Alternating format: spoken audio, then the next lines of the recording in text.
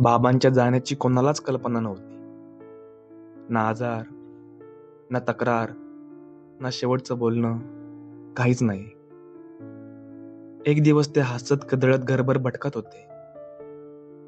दुसऱ्या दिवशी मात्र रिकामी चौकट. माझं खाणं बंद झालं. मला झोप येणंही बंद झालं. बाबांची प्रत्येक आठवण डोळ्यांसमोर फिरायची.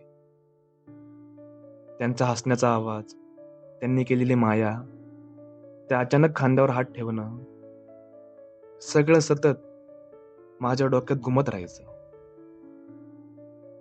आता घरात पावलांची चाहुलही नव्हती. फक्त शांतता, थंड, बेचैन करणारी शांतता. गावात, समाजात, लोकांमध्ये जाण्याची माझी क्षमताच उरली नव्हती. मी लोकांपासून दूर होत गेलो. बाबांना जाऊन आता जवळपास 1.5 महिना झाला होता.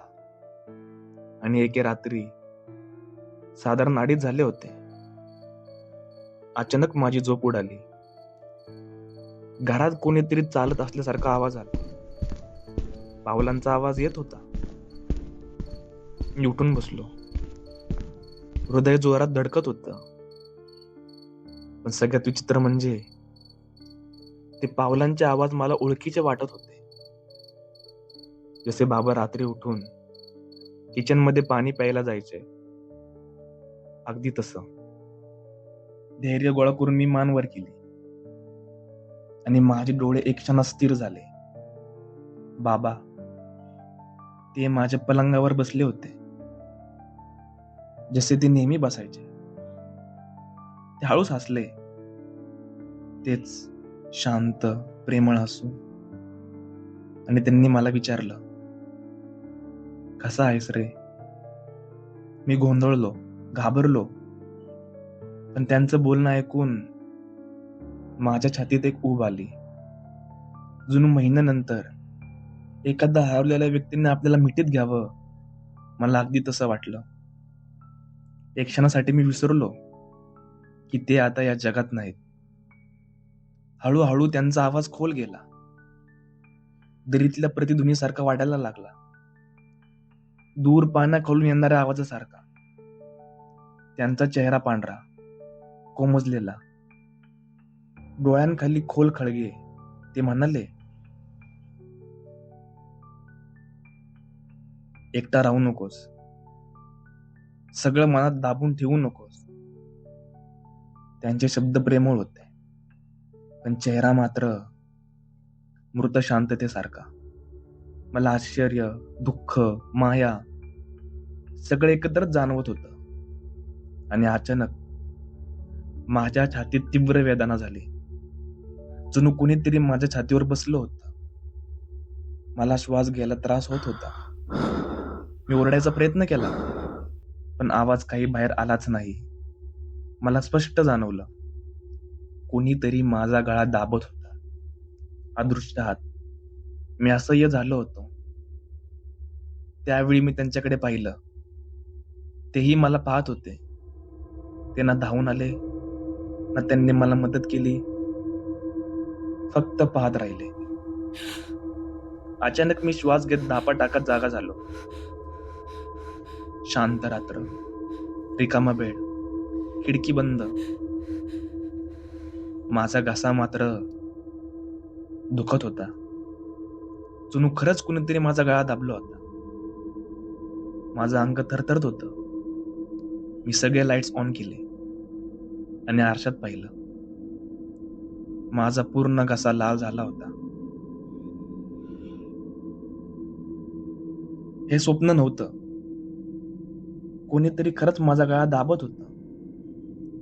पण काही कारणाने मला राग नाही आला. फक्त गोंधळ, भीती, एवढंच. हो, मला माहित होतं, हे एक स्वप्न नाहीये. मी विचार करत बसलो. पहिला भाग इतका प्रेमळ होता, मग शेवट असं भयानक का? कळत नव्हतं. पण एक गोष्ट माझ्या मनात कायमची होती. ती म्हणजे किमान एकदा तरी बाबांनी मला भेटायला यायला हवं. आणि त्या रात्री ते मला भेटायला आले. ही गोष्ट मला माझ्या आईने काही वर्षांपूर्वी सांगितली होती. घटना साधारण 10 वर्षांपूर्वीची आहे. माझी चुलत बहीण 17-18 वर्षांची एक भयानक कार ऍक्सिडेंट मध्ये सापडली होती. 2 आठवड्यांच्या संघर्षानंतर ती हॉस्पिटलमध्येच गेली. घरात सगळ्यांवरच त्याचा परिणाम झाला होता, पण माझ्या आत्यावर जरा जास्तच. कारण माझ्या बहिणीवर आत्याचा खूप जास्त जीव होता. आत्याला 2 लहान मुलं होती. आत्या कामाला गेल्यावर त्यांची पूर्ण काळजी माझी बहीण घ्यायची. कधी खेळवणं, कधी झोपवणं. त्यांच्या घरात माझ्या बहिणीचं एक वेगळं स्थान निर्माण झालं होतं.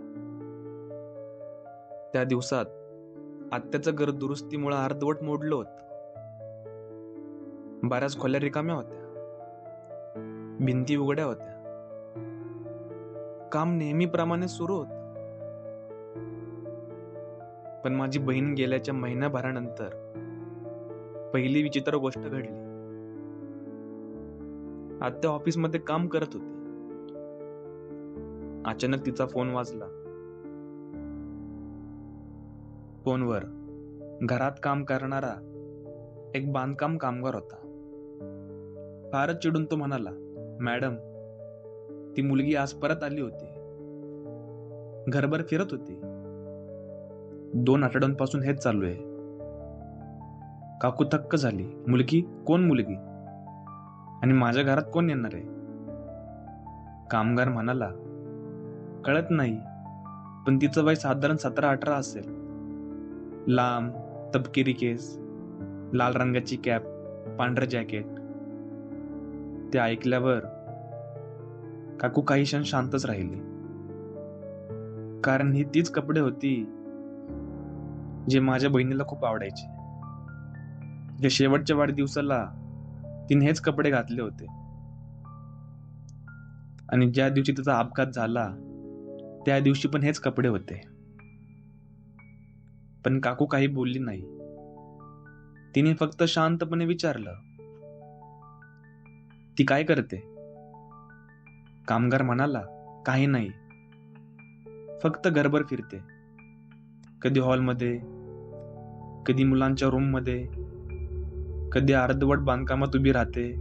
आवाज करत नाही, आमच्याकडे बघतही नाही. पण ती आहे, आम्हाला दिसते." त्या दिवशी कामावरून घरी आल्यावर काकू थेट कामगारांकडे गेली. तिने फोनमध्ये माझ्या बहिणीचा फोटो उघडला आणि विचारलं, "ही आहे का ती मुलगी?" 4 पैकी 3 कामगारांनी ताबडतोब मान हलवली. "हो मॅडम, हीच आहे, रोज दिसते." काकूच्या पायाखालची जमीन सरकली. कारण माझी बहीण महिनाभर आधीच या जगातून गेली होती. पण तरीही ते कामगार रोज तिला पाहत होते. कधी कधी मुलंही म्हणायची, "आई, ताई आली होती, खिडकीतून बघत होती." पण काकू काही बोलत नसे.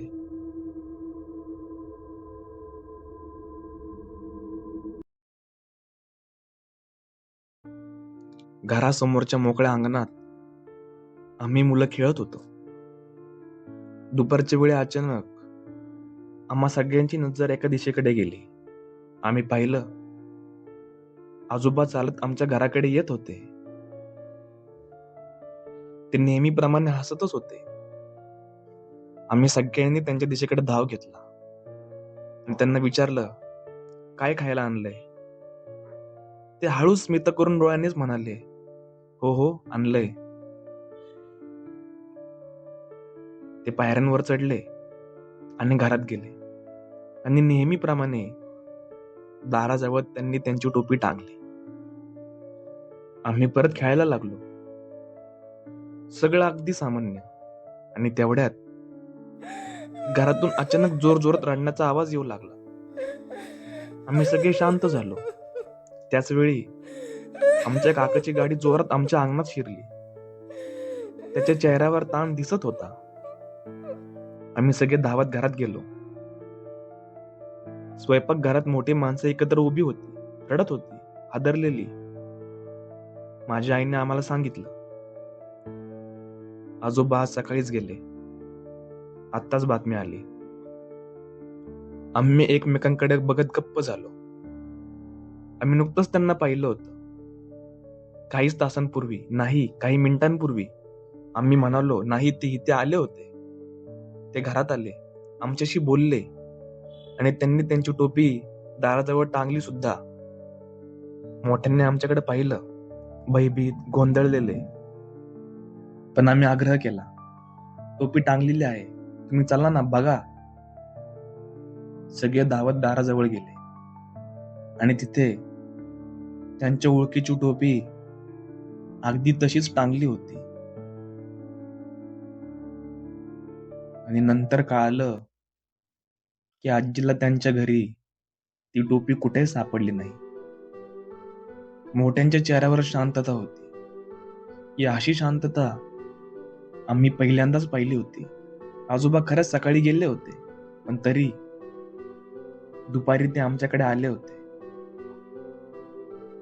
कदाचित आम्हाला शेवटचा निरोप द्यायला.